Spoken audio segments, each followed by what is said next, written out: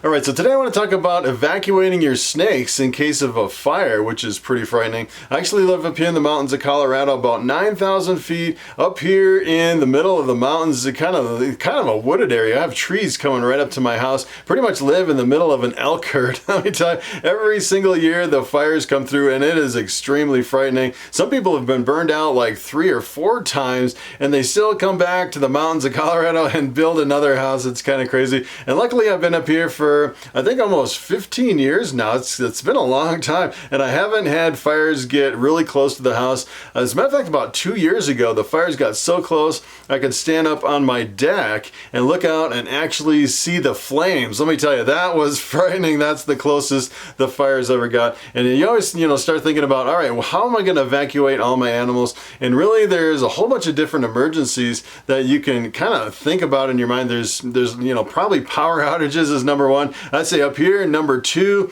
is probably the fires. And as far as getting ready for the fires, you really have to plan in advance to kind of figure out how you're going to evacuate your snakes. And for me, in this reptile room, I have like 100 snakes. Let me tell you, it's a bigger challenge for me, especially with Lucy, who is a 100-pound python living on my pool table. She is a monster. I start thinking about, how I would evacuate all my snakes and all my animals. I have, dogs and cows and everything like that. And pretty much it comes down to kind of figuring out how much time you have and how much preparation that you put in advance as far as evacuating all your animals. So probably what I do is if, the fire was coming and I had, just a little bit of time, probably what I would do is I get something like this. I actually just pulled this out. This is like a little piece of Tupperware that a lot of people use. As a matter of fact, over in Europe, a lot of people use these to breed snakes. Of course, this is a smaller one. I definitely get a bigger one, but this is, with a locking lid, something like this would be perfect for evacuating snakes. You could drill little holes in the sides,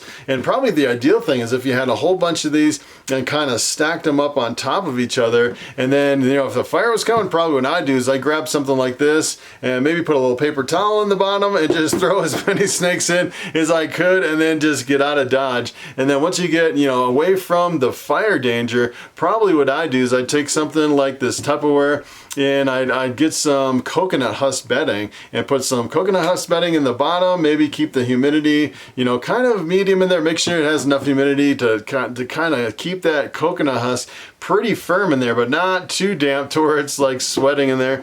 And then probably what I do is I'd separate each individual snake into their own enclosure, and you could probably keep them in there. Maybe I'd say you could probably keep them short term at room temperature, and I probably wouldn't feed any of them until you got back to the regular hot spot and the proper enclosure, because I'd say ball pythons are pretty tough. You could probably keep them, I'd say maybe it's high 60s, low 70s for a short amount of time. As long as you don't feed them, they'd be perfectly fine. And as far as water, they could probably go a few days without water, but I probably would try to get some kind of water in there, maybe little water dishes or something. And kind of the big thing is you can actually keep a ball python in a plastic tote like that for several weeks if it was an adult. But if you actually had a little hatchling, like a hatchling that just hatched out of the egg, I would definitely try to feed that, try to get a hot spot in there and maybe get a little bit of water in there. I know hatchlings are really sensitive, especially when it comes to water. I would definitely make sure they have water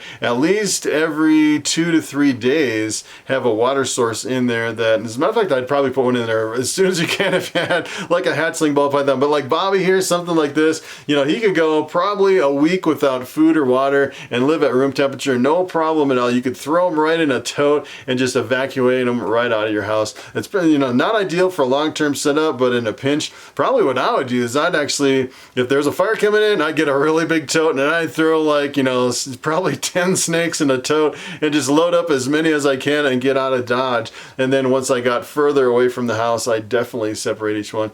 And kind of the frightening thing about the fire is I've actually, being up here in the mountains of Colorado, you think, oh yeah, I'm just going to stand out front with a hose and kind of fight the fire. And let me tell you, it is not like that. I've heard some stories. There's one guy, there's a local guy, he actually bought a fire truck, which is kind of crazy, put it on the back side of his property. He's like, all right, if there's a fire coming, I'm just going to stay and fight this fire.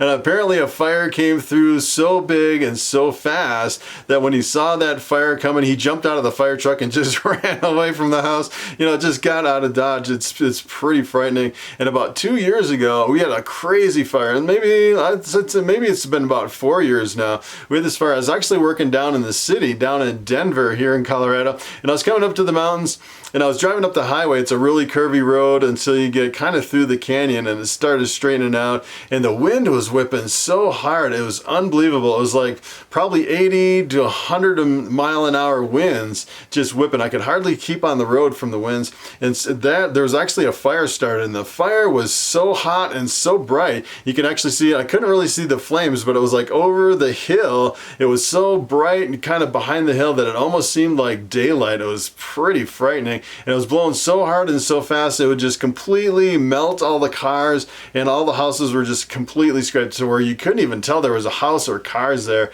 It was really frightening. As a matter of fact, I actually saw the fire department that day. They're all kind of just at the station, standing by the fire trucks, and there was like nothing they could do. So they were just kind of standing by the fire trucks at the station, not really doing anything because it was moving so fast and so hot that there was nothing that could stop it. Pretty much the only thing you can do at that point is wait for the wind to die down, and then try to go in and try to fight it after the wind dies down. But let me tell you, if you get a really big fire going, it's pretty frightening. I've actually seen some that are like twice as high as the tallest trees. The pine trees are pretty tall out here, and twice as high as that. The flames are moving faster than you can run. It is pretty frightening. If you actually get in a big fire like that, there's pretty much no escape. So sometimes if you have a big fire like that and you're not really planned as far as what you're going to do, sometimes you can just panic, and there's not a whole lot of time in some cases, especially if you see it coming.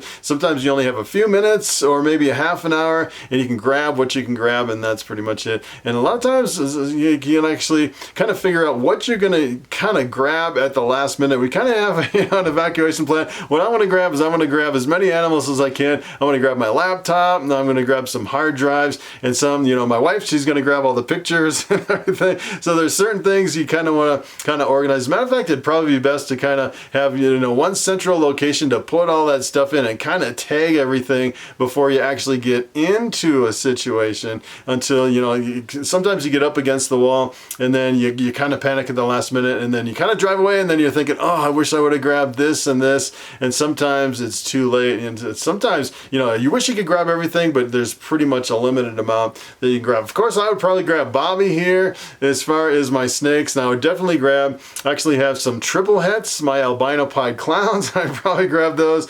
I'm not sure about Lucy. She weighs about 100 pounds. I'd probably have to make a separate trip and come back for her if I could, sometimes you can actually, kind of remove maybe get a hotel room or something and evacuate the really important stuff first, and then kind of set up shop in a hotel room. And then if you get lucky, you can actually come back and then rescue some more animals, and then maybe get some help. As a matter of fact, there's a lot of places here in Colorado that help people in forest fires. There's a lot of the fairgrounds that you can bring your animals to if there's a fire. So if you have cows or livestock or anything like that, they have the pretty much free everything that you can just bring your livestock to, and they'll house your livestock until the fire is over, which is kind of frightening. I actually have a bull, an Angus bull that's about 2,500 pounds, and he'd probably take the whole livestock trailer in one trip just for that one bull. So I have quite a bit of logistics to kind of work out here. I think it'd probably take me 5 or 6 trips just to evacuate all my animals with everything I have. It's pretty crazy.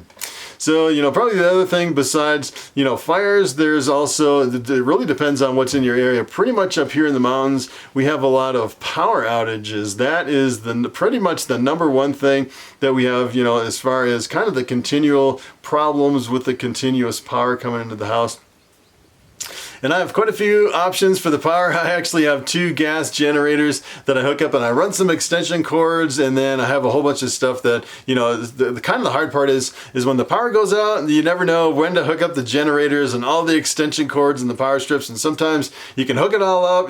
That's kind of my luck. The power goes out for 2 hours, then I'm like, all right, I need to get out the generator, and I get out the generator and get it started and set up all the cords and everything, plug all my stuff in, all my racks and everything, heat the snake room, and then as soon as I get it all set up, the power comes back on. You know, that's kind of what I like with the kind of the emergencies around here. You know, it always helps to be prepared in advance and kind of have a plan. As a matter of fact, you can actually sit down and kind of have a contingency plan for every emergency, what you're going to do. And let me tell you, if you're like a prepper, you know, preparing for the end of the world or all these different emergencies, there's like an infinite number of emergencies. There's, you know, earthquakes, there's EMPs, solar flares, there's, you know, fires and floods and power outages, and sometimes it can kind of drive you crazy.